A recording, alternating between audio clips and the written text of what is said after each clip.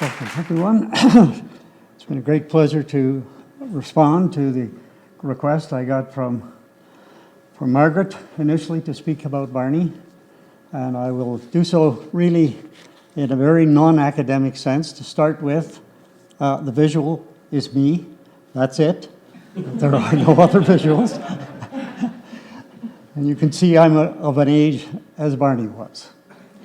In fact, we did not even become acquainted until both of us were, I should say, were very young at the time.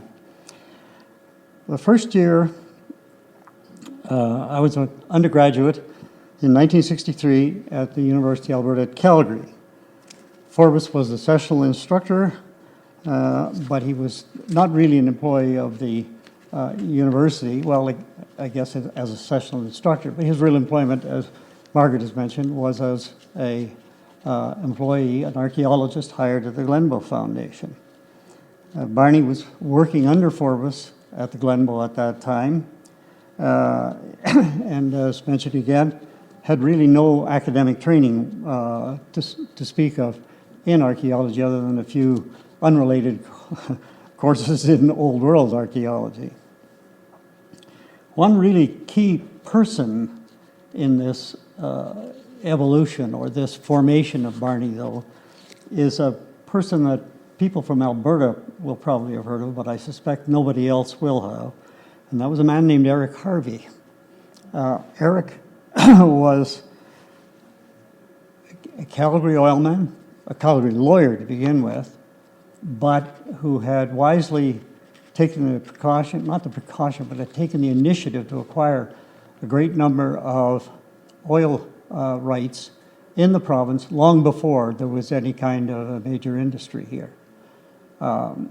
Eric was so positioned that when the oil boom did hit Alberta, in one year in particular that I'm aware of, which would be 1958, early on in the whole business, Eric Harvey personally made more money from oil royalties than the Alberta provincial government did. This sparked an article in Time magazine, believe it or not, at that time, featuring Eric Harvey, which pointed this out, and they somehow calculated that he was the third richest man in Canada at that time.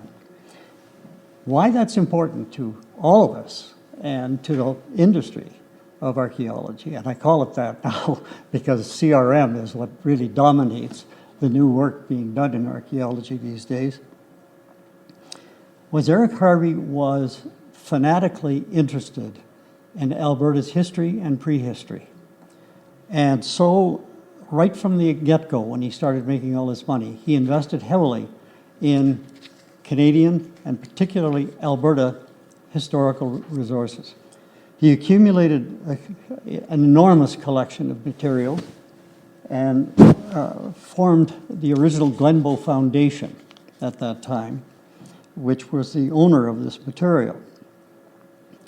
But in 1965, as a result of years of negotiation with the provincial government, he turned over the ownership of this material to the province, put out $5 million of his own money, which the government matched to fund the initial work of the foundation, and carried on its work. But a big part of this as well, negotiations, was that he wanted something done in a more concrete fashion to carry on this legacy. And archaeology was a big part of his interest in this days. So the negotiations with the province resulted in the creation of the archaeological program at the University of Alberta at Calgary, as it was then known. And rumor has it, I have no proof of this, but I know at the time, as I say, I was a student there beginning in 1962, 63 in the academic year. The word on the street was that he actually personally funded the original program setup, and that as a result of this, he brought in, or the university was able to attract some extremely prominent, well, one particularly extremely prominent archaeologist, which was Dr. Richard Stockton McNeish, and Scotty, as he was universally known, to chair the department. So this was kind of the backdrop to the whole thing. Now, in the spring of 1963, Forbes organized a field project, and I was invited to take part in that initial field project, which was then funded and run totally by the Glenbow Foundation. Barney was an employee of the Glenbow Foundation, and I went to work for him along with Ron Getty, Joyce Rowe, Trudy Rumbold, and Alexander Mackay Irwin, better known as Sandy. We did some work in southern Alberta, two sites that I think most of you, well, I'm sure all of you are familiar with. One was the Fletcher site, which is where we did some work initially. Dick Forbes had done some testing there, but Barney went back to do really the first thorough kind of investigation there. And so that was how we spent the first half of the summer, was at the Fletcher site. Then, after that, we moved over to the Kenny site outside of Pincher Creek and spent the remainder of the summer there. Both of those sites were obviously seminal to Barney's later years, and I was privileged to be a part of that crew at that time. The end of the season, Barney and I both officially transferred to the new Department of Archaeology at what was then still the University of Alberta at Calgary. Me as the sole member of the first year of archaeology, I was the archaeology undergraduate student at that time, which, you know, was a pretty unique experience. It was also pretty terrifying because the word had gone around across the academic side of this new initiative being taken. And so I was joined by not just Barney as a grad student, but a host of others like Bob Chadwick, whose last job was at the Mexican Museum of Archaeology, the Mexican National Museum, working for Tolstoy, Ron Nash, Bill Noble from Ontario, various others. So my second year in archaeology, Barney and I shared a number of classes, including Charlie Iman, who some of you may know was just, I gotta say, the strangest man I ever met in my life. So we would frequently be in classes together. And the thing that I could not get over is, particularly the classes taught by Scotty McNeish, was the graduate students would challenge everything Scotty said. This is where Barney gets his willingness to float ideas out there. Scotty was absolutely reveled in this. He's got all these graduate students challenging him all the time. Every damn thing he said. His response was simple: prove me wrong, prove me wrong. I heard that so damn many times I couldn't believe it. I thought he was there to teach us, and these people are all being challenged to prove it wrong. And Barney was one of those. You know, it was a tremendous experience.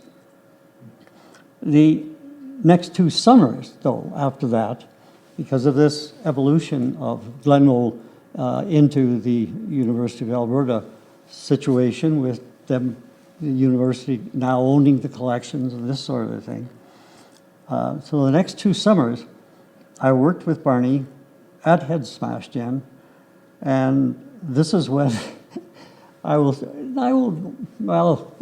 we'll call them quirks at sort of one end, and his inventiveness at the other end became very, very common.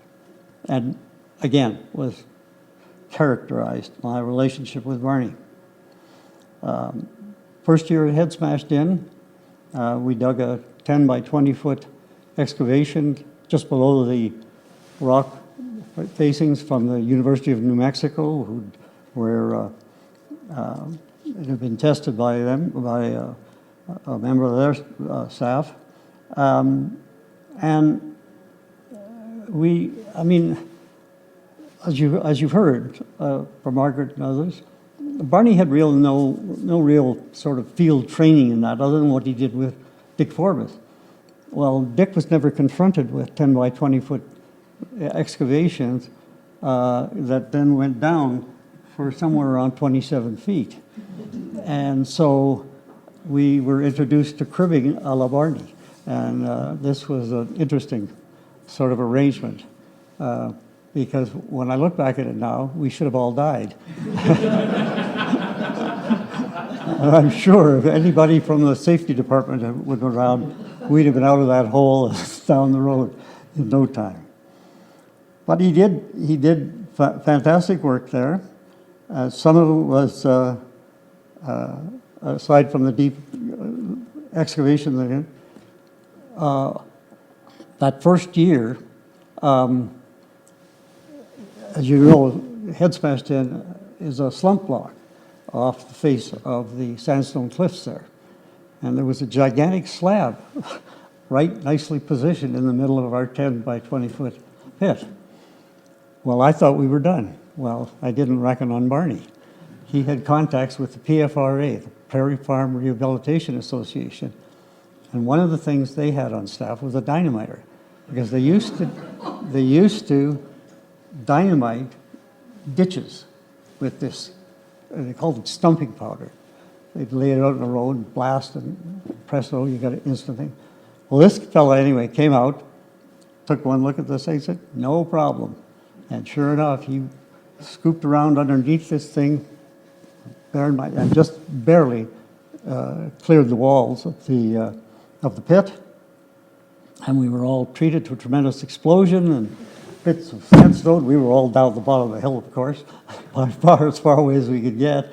But bits of sandstone raining down all over us. And then we spent the next week digging up the rubble and lifting it up out of the pit and throwing it over the side.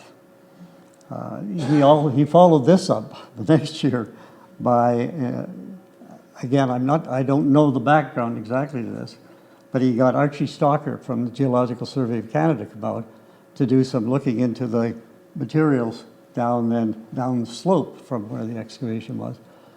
Well, Archie's approach to this, with Barney's agreement, was to get a drag line and start dragging from the bottom of the. Any of you have been out to Head Smashed In know that there's the upper area where the pits were, and then it just drops off down to essentially what is the next level of the block.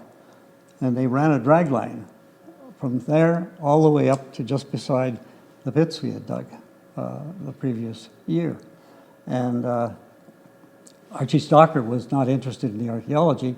He was interested in the fossil animals. And sure enough, there was dire wolf and horses and cameloids and you name it came out of the walls of that drag line. Unfortunately, the drag line pit was left open because I don't know quite why, but it was there for a while, and some of the local folks went in there. Nobody got hurt. Again, it was another one of these things that had no cribbing or anything like this. It was pretty damn deep in spots. But they went along the walls, and they found two big points above the fossil-bearing layers in there. So this was sort of a typical of this early work. And Barney's style, I still remember from those years, was when it was nice, we dug. When it was not nice and raining, we surveyed. And so we'd send us all off somewhere up and we actually did some of the early surveying in what became the Old Man Reservoir at that time. And that's how he knew there was a lot of stuff in there that had to be dealt with. So that was my last year of working directly with Barney. but our careers were thoroughly enmeshed for both of us for the rest of our professional lives. I ended up at the National Museum and was handed $250,000, which is insane, really, and told to deal with salvage projects in Canada. Barney's application for Crow's Pass ferry was one of the first, and so we funded Barney's work for the 2 years I was there before I came back to Alberta myself as the newest director of the Archaeological Survey of Alberta, which had just barely getting underway. Barney had established Lifeways in '72, and by then I had just, or at '72 I was still in Ottawa, but afterwards came back to Alberta, and the Historical Resources Act had been passed by Premier Lougheed, which incidentally Dick Forbes basically wrote the original act himself, through his contacts with Harvey. Harvey was one of the few people in the world that could walk up to Lougheed's office any time of day, knock on the door, and gain admittance to Peter Lougheed. And he was dead keen that this legislation be produced. So anyway, I continued then with the Archaeological Survey, and subsequently as the Assistant Deputy Minister first, and then the Deputy Minister in the department with dealing with Barney and archaeological work through the new responsibilities. We usually contracted with him through Lifeways, but there was some personal services contract we did as well.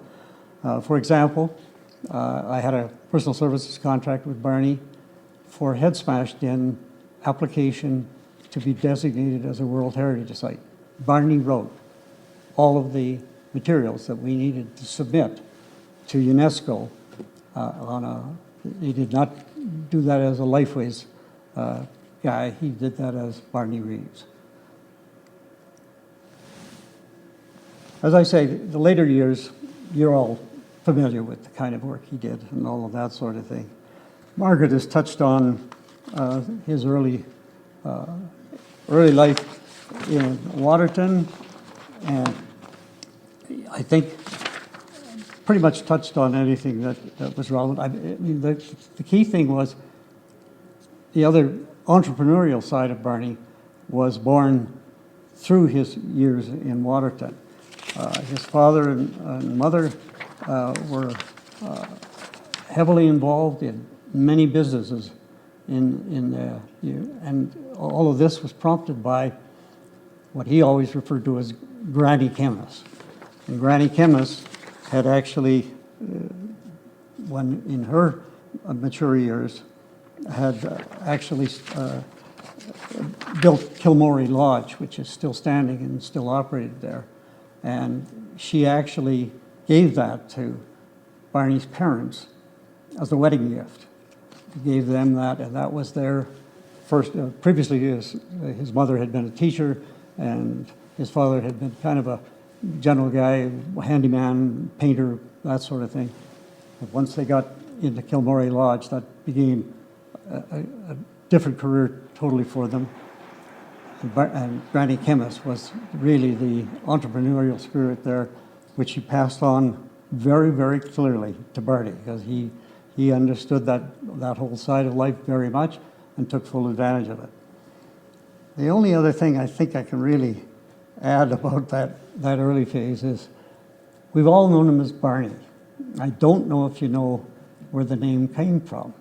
I know I was puzzled at first. I actually had the privilege of meeting Granny Kemmis in her later years when Barney and I went down and spent some time in Waterton before she passed.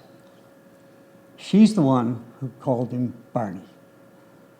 And the reason she called him Barney, I still can't hardly believe this, she was a big fan of an American race car driver from the early 1900s named Barney Oldfield.